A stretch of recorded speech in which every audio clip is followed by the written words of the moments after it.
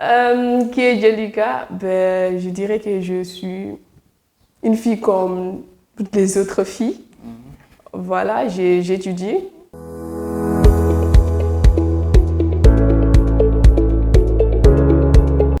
Mes salutations à tous et à toutes. Je m'appelle Djalikatou Diallo, je suis de nationalité guinéenne. Je réside au Sénégal depuis 6 ans maintenant. Je suis étudiante en Bachelor 3 et j'ai 22 ans. Alors, je suis quel genre de fille? Ouais. Je peux être une girly girl, je suis aussi un garçon manqué. Ah ouais? Par moment, ben oui, même si ça ne se voit pas. Ouais, ça se voit pas.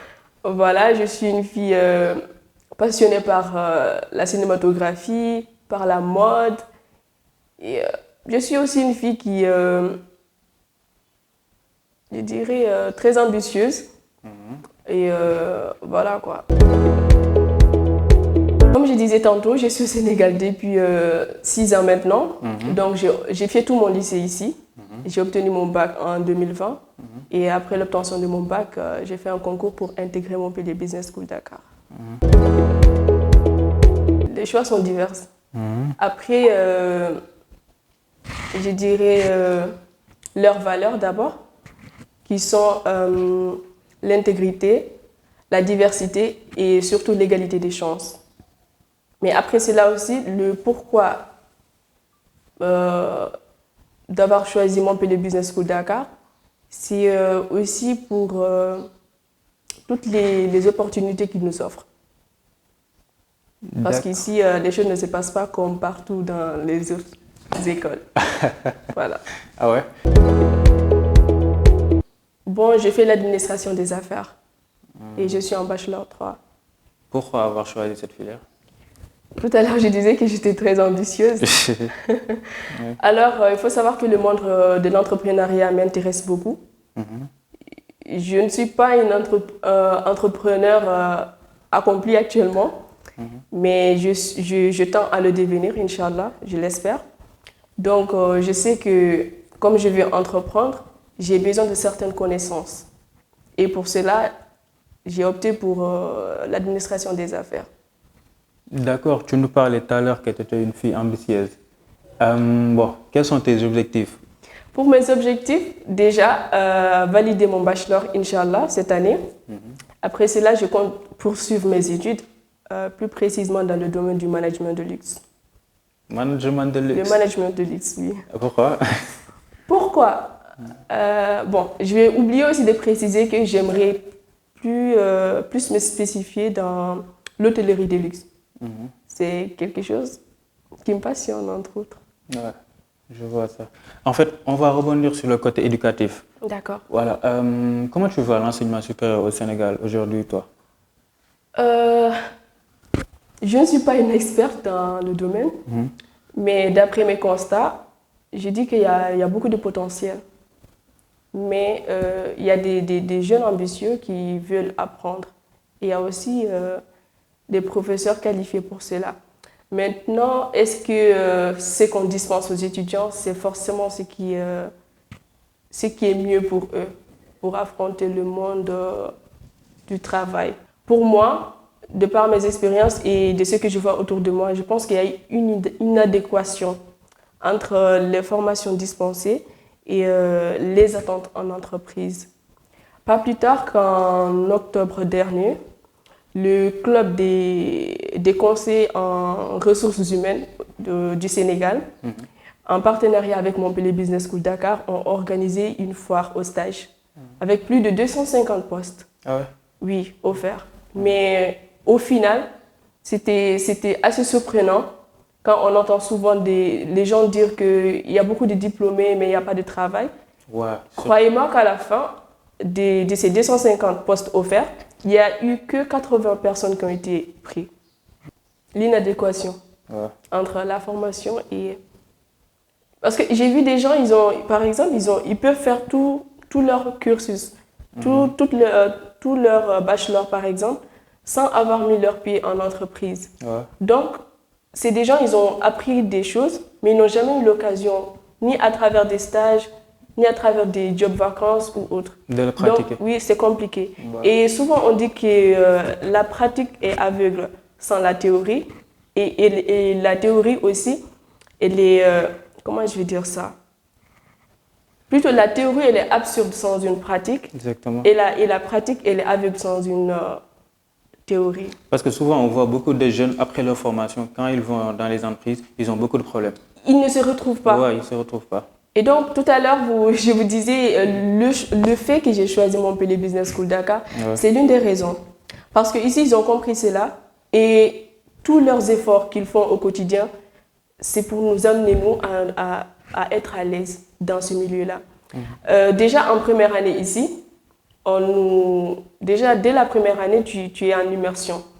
Tu pars faire des stages après les cours à l'école. Genre après, par exemple, le premier semestre et tout, on nous envoie en entreprise.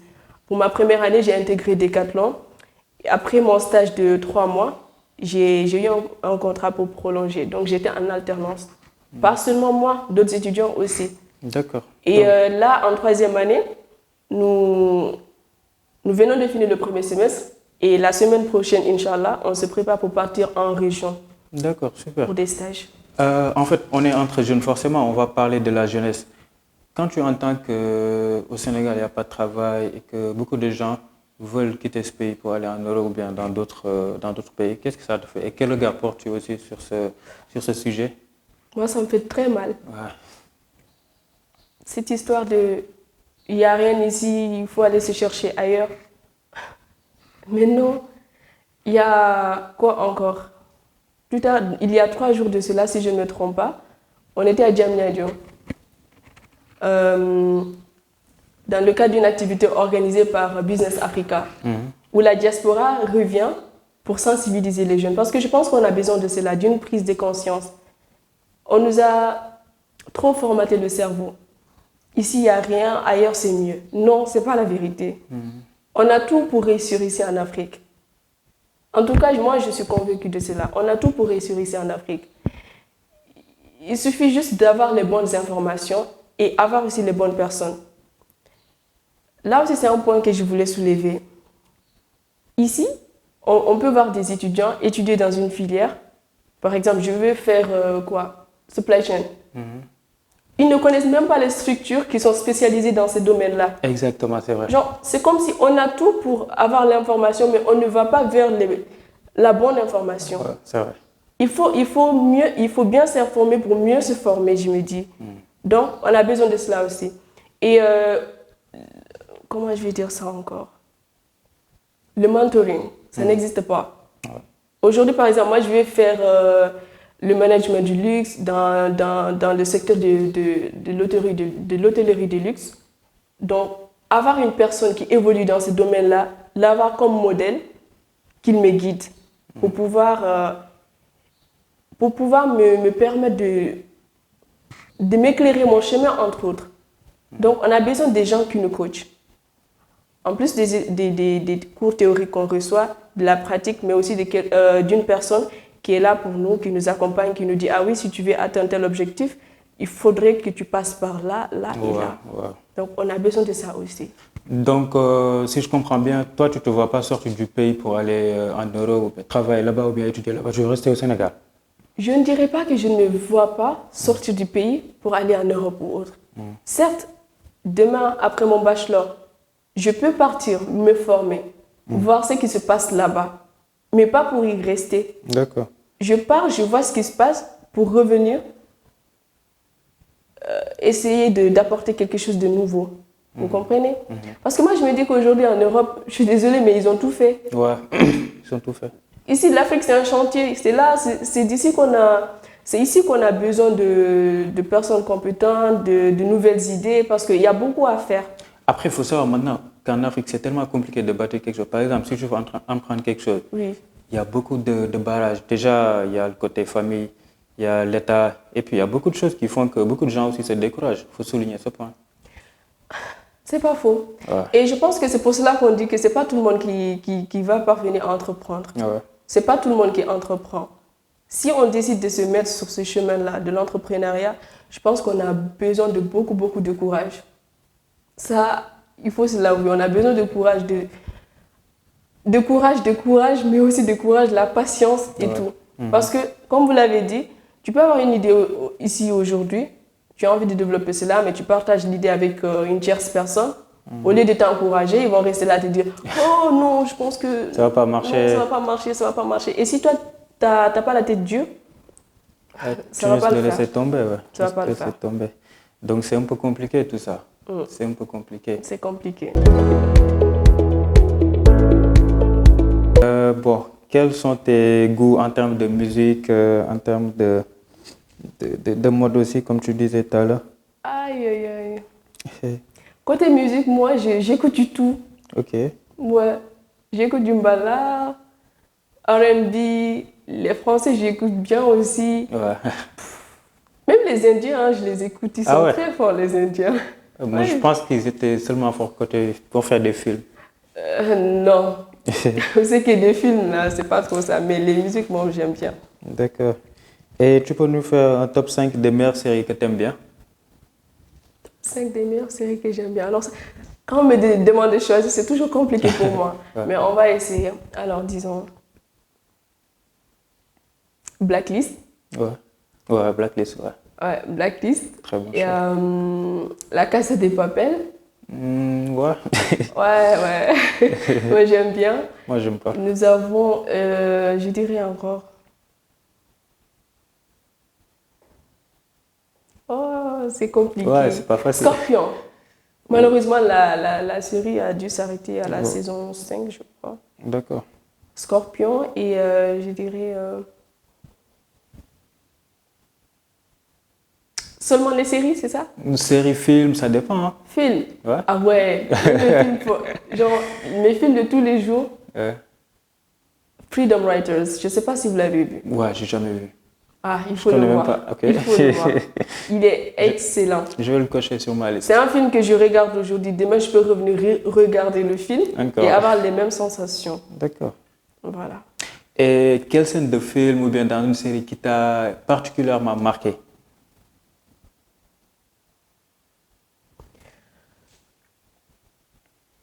Freedom Writers. Une scène dans ce film-là. Ok. Déjà, le contexte, c'est l'époque où il y avait la ségrégation raciale aux USA. Ouais. Les problèmes des gangs et tout ça. Et des jeunes perdus. C'était un melting pot en fait dans la classe. C'était la classe des bras cassés quoi. Okay. Genre ceux qui ne vont pas réussir, mais on va juste les garder là jusqu'à la majorité et puis vont sortir après mourir dans les rues et tout ça. Okay. Maintenant, il y a une dame, Miss Growell, qui a décidé, c'est une blanche, hein, qui a décidé de venir apporter une lueur d'espoir à ces jeunes-là. Donc, c'est quelque chose, c'était pas facile. Déjà, c'est une blanche qui se pose devant des noirs qui ont subi tant d'injustices par rapport, venant de ces blancs-là. Donc, un jour, il parlait de l'Holocauste. De comment l'Holocauste a été créé et tout ça.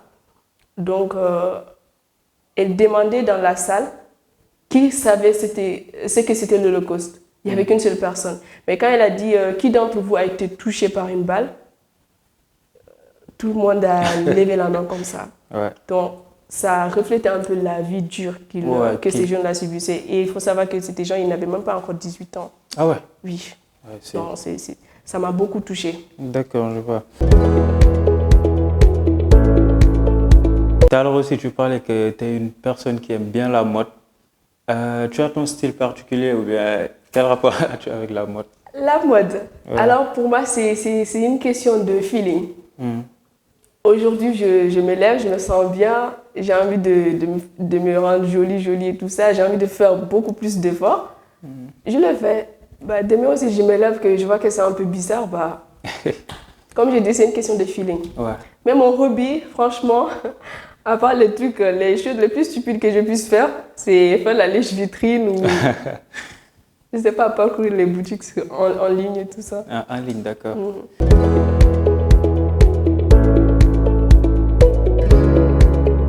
Avant de terminer, on va parler de Montpellier Business School encore. D'accord. Comment se passe l'ambiance ici avec les étudiants, les cours, le rapport avec les professeurs? D'accord. Très bien. Ok. Ça se passe très bien. Déjà, il faut savoir qu'ici, nous avons un quota qu'on ne dépasse pas dans les salles de classe. Ok. Parce qu'on a envie d'une formation spécialisée pour chacun.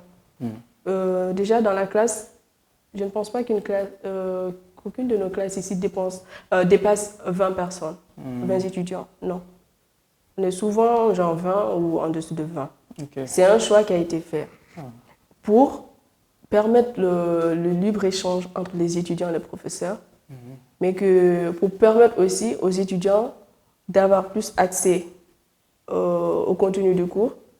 Vu que déjà on n'est pas nombreux dans la classe, c'est plus facile d'échanger avec le professeur. Tout le monde connaît chacun et c'est plus facile d'interagir et voilà, pendant les cours. Et côté administration, on est une famille.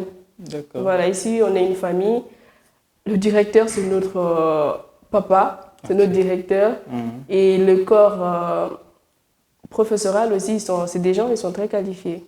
D'accord. Sans me vanter, hein, mais la majeure partie des profs qu'on a sont des docteurs ou autres dans leur domaine. Okay. Donc ça, c'est quelque chose d'excellent.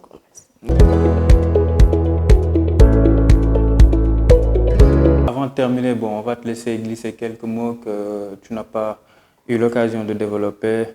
Ce que tu veux dire par rapport au rapport avec les jeunes, comment tu vois aussi l'entrepreneuriat, parce que je pense que tu es une personne qui veut se lancer dans l'entrepreneuriat. J'ai essayé de me lancer, sauf que, comme j'ai dit, avec les cours, les stages, j'ai pas vraiment eu le temps, donc je me suis dit, tiens, j'ai décidé de me calmer pour le moment, mûrir mon idée, parce que j'avais commencé l'activité, mûrir mon idée, et après le bachelor, Inch'Allah, pourquoi ne pas me lancer après ça? D'accord. Donc, ce que je dirais, c'est que les jeunes, on a besoin de nous ici en Afrique. Ouais. Oui, on a vraiment besoin de nous ici. Si nous partons en Europe, là, partons pour apprendre, découvrir et revenir construire l'Afrique. Parce que personne ne le fera à notre place. Aujourd'hui, on dit que l'Afrique, c'est l'avenir. Mais je pense que c'est déjà l'avenir. Hein. C'est le futur. On dit que l'Afrique, c'est le futur, mais je pense qu'on est déjà dans le futur. Parce que même les Occidentaux, ils reviennent, ils achètent nos terres, ils font ci, ils font ça. Je pense que si nous, maintenant, on n'a pas l'amour de notre continent, là, le fait de rester ici. Personne ne l'aura pour nous. Hein. On risque même d'être des étrangers dans nos propres terres. Sur nos propres terres, on risque d'être des étrangers ici. C'est quand on part, il vient, il s'installe. Mon frère, tu vas revenir des années plus tard, on ne va pas te reconnaître. Il ne sera personne. Donc, on a vraiment besoin de nous ici. Et pour ce qui est de l'entrepreneuriat, ce n'est pas quelque chose de facile. Comme je dis avec mon activité, là, il y a eu tellement de moments de doute. Mais alhamdoulilah, il y a des gens derrière moi. Comme j'ai dit, le mentoring, il y a des gens derrière moi qui me boostent, qui me disent que je peux y arriver, qui me montrent le chemin. Donc, comme ça, c'est plus facile. Donc, ayez quelqu'un aussi qui vous accompagne dans votre carrière professionnelle. C'est très important. Et si on veut se lancer dans l'entrepreneuriat encore, il faut s'armer vraiment de courage, de persévérance et de patience surtout. Voilà. On te remercie beaucoup. Ça a été vraiment un plaisir de faire ces échanges avec toi. Oh, le plaisir, il est pour moi. Et puis, on te laisse dire le dernier mot. Le dernier mot, j'ai apprécié ce qui s'est passé là. Et c'est une belle initiative que vous avez. Le fait de rencontrer des gens, d'échanger et essayer de toucher un large public aussi. Okay. En tout cas, continuez sur cette lancée-là. Et voilà. Thank you for everything. Merci.